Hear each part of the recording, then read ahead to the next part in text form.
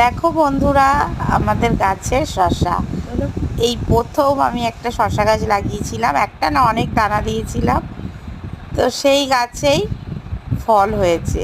তো সত্যি যে গাছ সাত করে লাগানো আর তাতে যদি ফল ধরে, এখনো বাড়তো, গায়ের কালার আসতো, তাই না বন্ধুরা? তো এটা মনে হচ্ছিল বাড়তো, কিন্তু না, ভিতরটা দেখলাম পেকেই গেছে। তো প্রথম গাছের ফল, মন তো একদম ভরে যাচ্ছে। তো যাই হোক, প্রথম গাছের ফল দেয়া হচ্ছে এখন ভগবানের সেবায়। তো সেদিন ছিল বৃহস্পতিবার, সেই বুঝেই শশাটা পাড়া হয়েছিল। আর পাপানের পাপা এখন পুজো দিয়ে নিচ্ছে। আর শশাটা এখন তুলে এনে ধুয়ে ভালো করে ঠাকুরের প্রসাদ হিসেবে দেয়া হবে। তারপর সবাই খেয়ে দেখবো শশাটা কিরম টেস্ট। তো চলো, টাটা।